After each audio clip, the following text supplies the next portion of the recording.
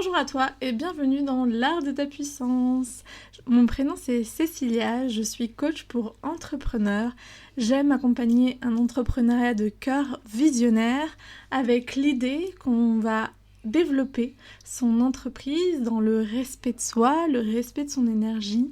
en développant estime de soi et donc en sortant du paradigme aliénant et performatif de l'entrepreneuriat tel qu'il nous est présenté par la société et en vraiment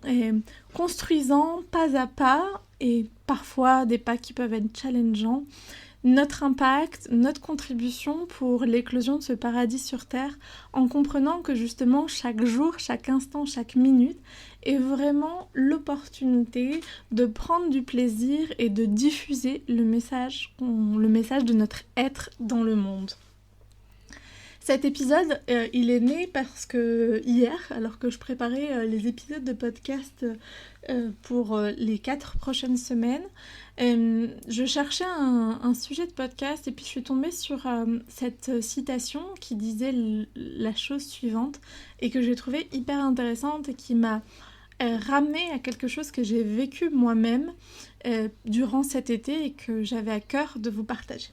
Donc la citation disait, c'était un mémé, une photo où il y avait des phrases qui disaient « Les idiots apprennent des livres et des formations, les personnes moyennes apprennent de leurs expériences et les personnes intelligentes apprennent de tout le monde tout le temps. » Alors j'ai envie de revenir pourquoi est-ce que j'ai flashé sur les personnes intelligentes apprennent de tout le monde, tout le temps, et pourquoi c'était aussi important pour moi aujourd'hui d'en parler.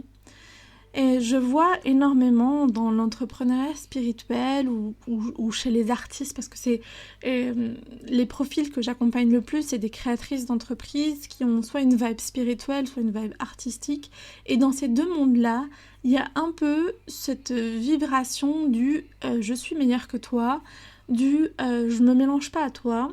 et ça peut être assez parfois insidieux. Par exemple dans le développement personnel et spirituel, c'est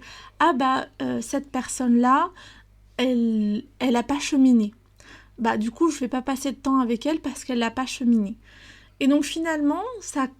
fait que on se sectarise totalement. Et quand je dis nous ou on, c'est parce que je m'inclus durant des années, et je crois qu'avec cet été j'ai un peu voire totalement changer ma perspective.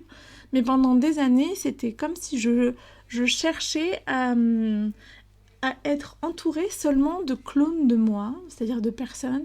qui en étaient au même point que moi. Donc déjà, ça me fermait aussi toutes les personnes qui avaient peut-être plus cheminé sur le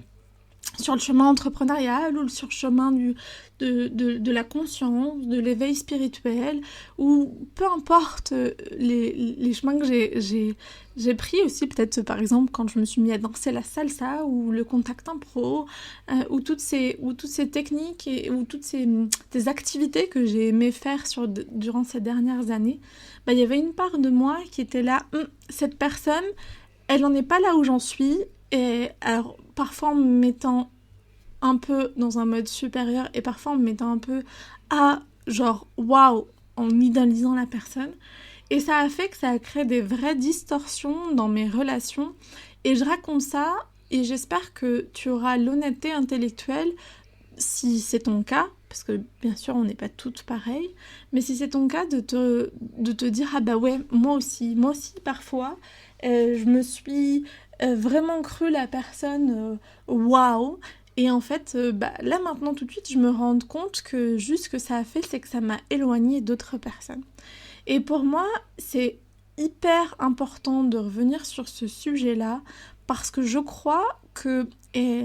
l'invitation de ce changement de paradigme qu'on est en train de vivre avec cet avènement du faire, de l'avoir, et qu'on a envie de contrebalancer en étant tous dans notre être, en tout cas si t'es là, je pense que c'est ton cas. Je crois que l'une des premières choses qu'il y a à revoir dans notre posture, c'est de sentir que les personnes qui sont peut-être pas au même endroit du chemin que nous. Ce sont des personnes qui valent moins que nous et de qui on n'a rien à apprendre. Et je crois que c'est totalement faux et que c'est revenir dans une posture d'ouverture et d'humilité qui va nous permettre réellement de devenir des personnes, des entrepreneurs, des accompagnantes qui ont compris quelque chose, qui diffusent un message dans le monde. Et vraiment, cet été, je me suis retrouvée à partager, enfin même depuis mars, je me suis retrouvée à partager avec des personnes qui, avant, auraient été des personnes à qui je n'aurais pas accordé mon attention parce que j'avais la sensation, et c'était vrai aussi, que j'avais pas assez d'énergie pour nourrir ce genre de relations qui pouvaient parfois me paraître un peu futiles, avec des problématiques qui pour moi étaient très 3D, très peur du manque, très contrôle freak plus. Mais en fait, je me suis rendu compte que en m'éloignant de ces personnes-là, je rejetais aussi une part de moi qui parfois a peur du manque, qui parfois aussi est dans le contrôle, qui est finalement humaine. Et donc depuis, c'est une prise de conscience que j'ai eue en mars 2024 quand je suis rentrée d'Amérique latine. Je suis d'abord partie passer du temps avec mes parents, puis après, pour celles qui me suivent sur les réseaux, je suis partie aux Canaries, au Portugal, en Espagne, et puis avec mon amoureuse, on a fait un tour de France jusqu'à maintenant, là où j'enregistre cet épisode chez mes grands-parents. Et pourquoi ça a été décisif ? Parce que c'est la première fois où j'ai posé des questions à mes parents qui ne sont pas entrepreneurs, mais je leur ai demandé des conseils sur ce qu'ils voyaient qui était mieux pour mon entreprise. Et jusqu'à maintenant, j'étais là, ma mère est fonctionnaire, mon beau-père est commercial, donc cadre du privé, et pour moi, ils n'avaient rien à m'apporter dans mon développement entrepreneurial. Et puis je sais pas, j'ai eu pour une fois l'envie de les inclure et du coup ma meilleure manière d'inclure les gens c'est toujours de poser des questions. Donc je suis rentrée dans mon côté curieux et puis de fil en aiguille j'ai commencé à leur partager où est-ce que j'en étais, qu'est-ce que j'avais envie de développer, à leur poser de plus en plus de questions et en fait j'ai été hyper nourrie. Donc j'ai décidé de garder ça comme ligne de mire. Ok, je vais aller discuter avec des personnes différentes de moi qui va nourrir ma posture entrepreneuriale, mes prises de décision, mon point de vue sur le monde et de ne pas rester juste fermée à ce que je vois et ce que je ressens. Et pour moi, tout ça c'est hyper important parce que ça permet que justement quand on est en lien avec l'autre, que plutôt que de le rejeter par une vibration de « Ah !» et je te vois dans tes ombres, donc je te rejette, je te vois dans tes peurs, donc je ne veux pas être à côté de toi. Non, au contraire, je m'ouvre et je me nourris de qui tu es. Et c'est notamment pour ça qu'aujourd'hui,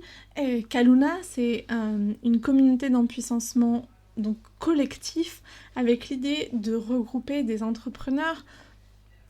Actuellement, il y a une trentaine d'entrepreneurs qui font partie donc de la Magic Tribe, qui est l'espace où je regroupe tous mes coachés et anciennes coachées, où justement je nous permets de nous nourrir à long terme et avec ces rencontres en présentiel, avec des masterminds collectifs à vie. C'est-à-dire que quand tu t'offres un accompagnement avec moi, tu t'offres pas juste cet accompagnement, mais tu t'offres la présence d'un collectif et aussi d'une mentor et coach qui passe par les mêmes challenges entrepreneuriaux que toi, qui continue d'évoluer et qui certainement aura toujours énormément à t'apporter. Et c'est vraiment, du coup, pour moi, hyper important aujourd'hui de revenir sur cet épisode parce que comment est-ce que je peux promouvoir du collectif si je vois bien qu'aujourd'hui, on a du mal à être ensemble en tant que collectif. Et j'en profite de cet épisode, et puis avant de te donner quelques perspectives de justement comment est-ce que tu peux te permettre aujourd'hui de développer cette posture d'ouverture, cette posture d'humilité, et de te donner peut-être mais comment est-ce que j'ai fait pour justement devenir cette personne intelligente qui a appris de tout le monde tout le temps ces 6-8 derniers mois et qui du coup a énormément grandi. J'avais envie de te faire savoir que j'ai décidé de faire des prix spéciaux pour la rentrée pour l'ensemble de mes programmes qui existent à l'intérieur de la Magic Business School. Donc la Magic Business School, c'est l'école pas comme les autres que j'ai créée l'année dernière, en fin d'année dernière, et pour justement vous accompagner en tant qu'entrepreneur avec une vibe artistique ou une vibe spirituelle à développer votre projet entrepreneurial. Il y avait jusqu'à maintenant une offre qui accompagnait les entrepreneurs en lancement à se structurer, qui maintenant s'appelle Pose tes fondations. Et puis il y a un nouvel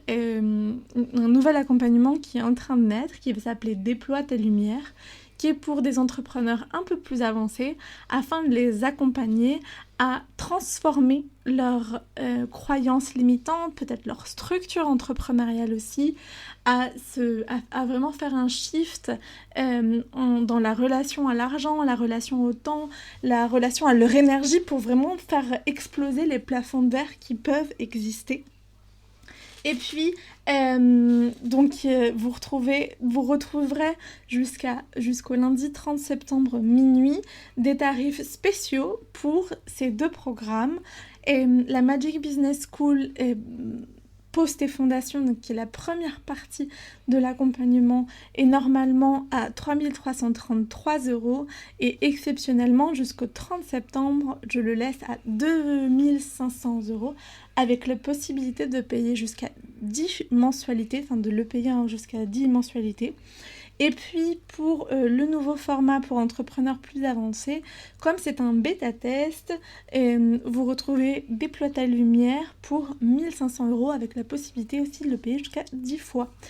Voilà, et j'avais vraiment envie de te laisser savoir tout ça pour si toi aussi tu as envie de te faire accompagner sur ton chemin d'entrepreneuriat et d'investir dans la présence d'un coach et d'une coach comme toi qui est aussi humaine et en même temps totalement engagée dans son propre développement et dans l'accompagnement du développement des personnes qu'elle accompagne.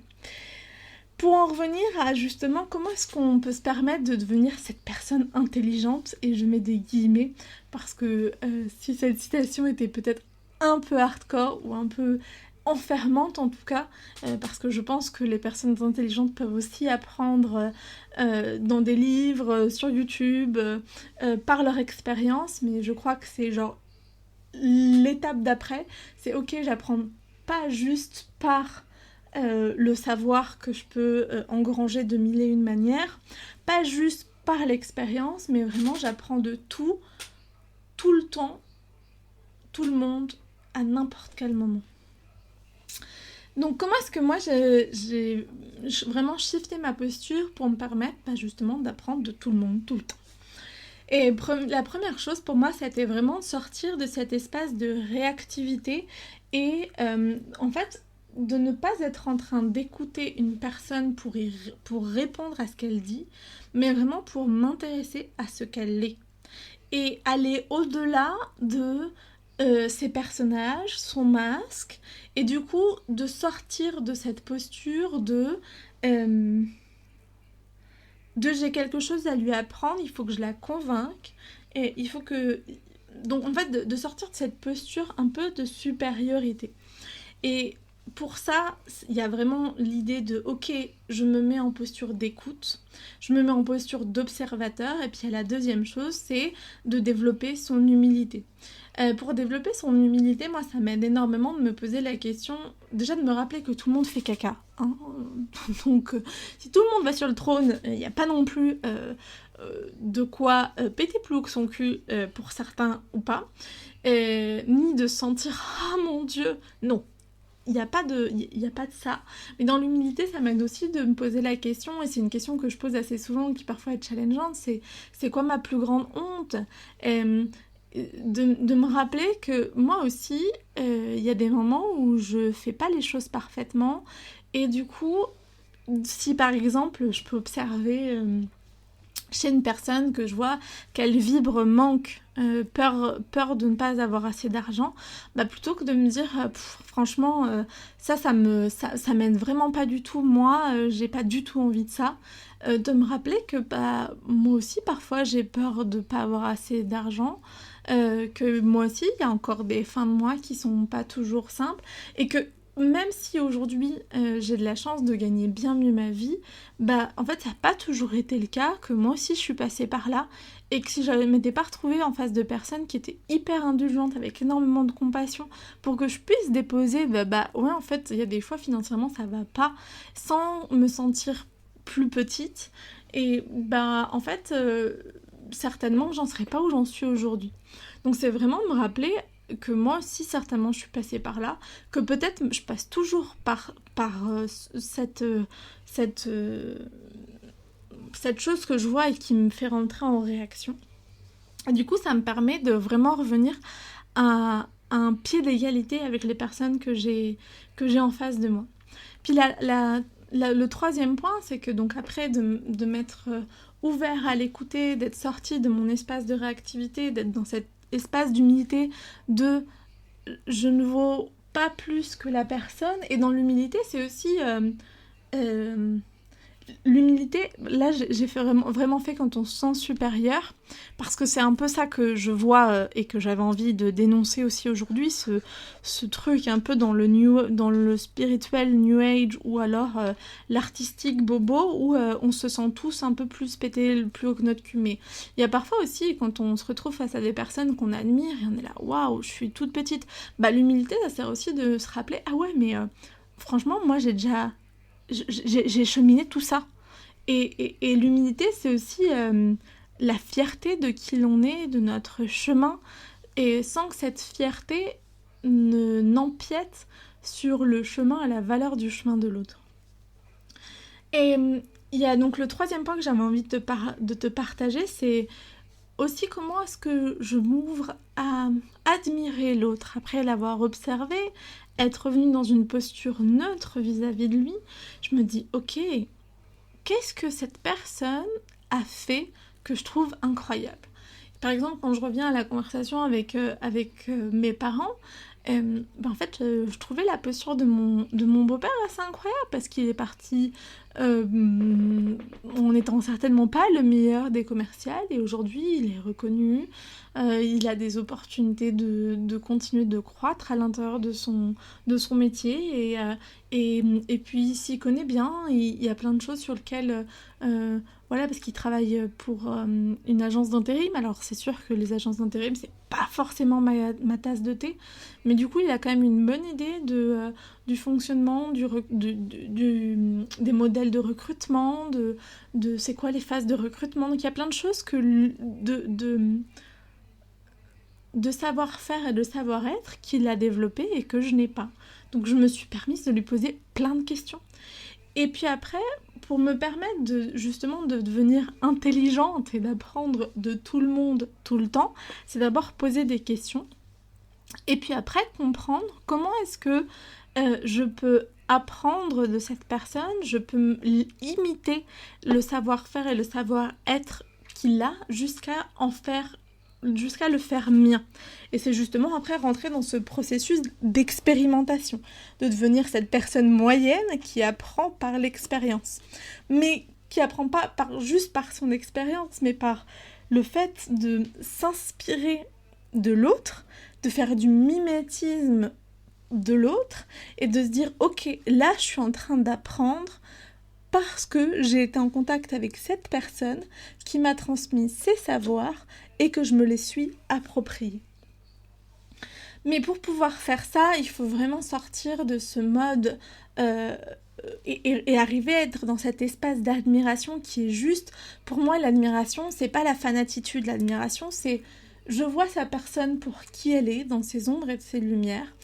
je comprends du coup aussi ce qu'elle a pu traverser avec plus ou moins de clarté, parce que par exemple, c'est sûr que peut-être que mes parents, j'ai plus de billes pour comprendre ce qu'ils ont traversé et beaucoup moins pour des personnes qui peuvent être moins connues de... Enfin voilà, que je ne connais pas forcément énormément, mais voilà, je peux les voir dans leur entièreté. Et vraiment, je fais attention à sortir de la comparaison, à sortir du jugement et à faire vraiment ce travail de neutralité, de pas me dire ah il est plus que moi, il est moins que moi, à pas me mettre à le juger pour quelque chose qu'il a dit, parce que certainement si on reprend l'exemple avec mon beau-père, il y a plein de choses qu'il a pu me dire sur lesquelles j'ai pas forcément appliqué ce qu'il me disait, parce que pour moi ça résonnait pas, mais il y a d'autres choses où si ça m'a vachement servi et j'ai pu avancer. Le truc, c'est que pour réussir à revenir dans cette posture de neutralité et vraiment être dans cette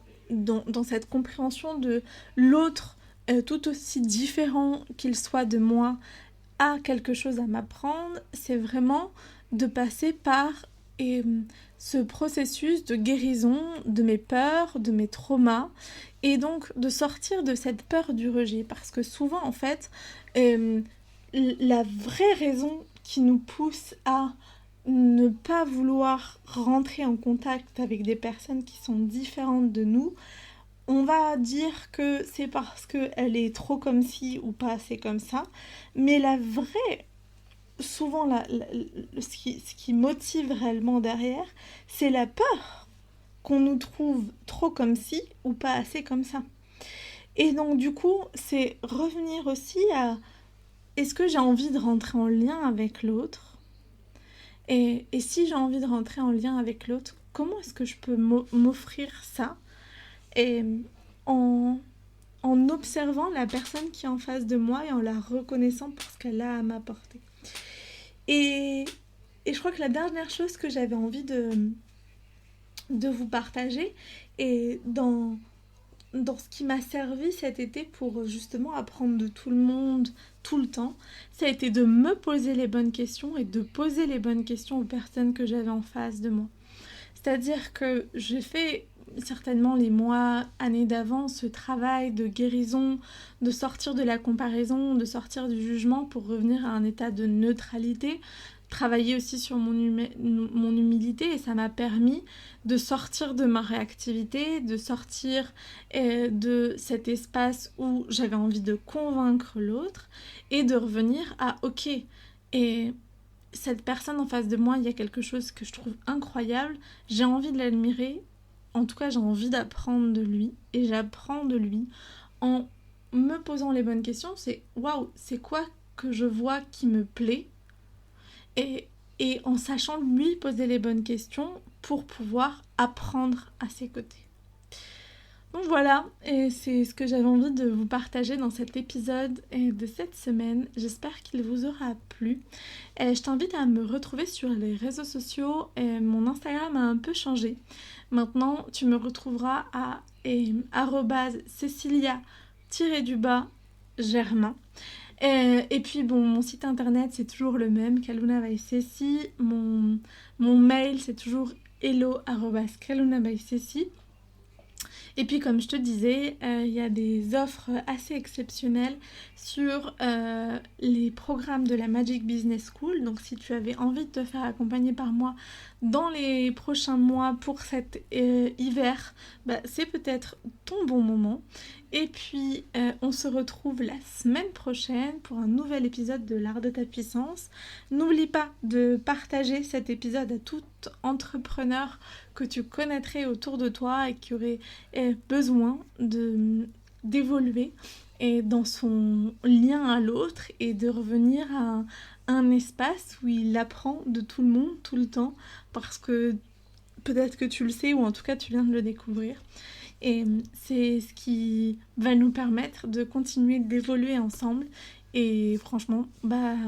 quand je me rappelle pourquoi est-ce que je crée ce podcast, c'est exactement pour ça. Donc j'ai la vraie sensation que je suis en train de remplir ma mission et la tienne, et c'est de diffuser ce podcast autour de toi pour qu'il arrive à de plus en plus de personnes. Je te souhaite une belle journée, une belle semaine et à tout bientôt. Ciao ciao.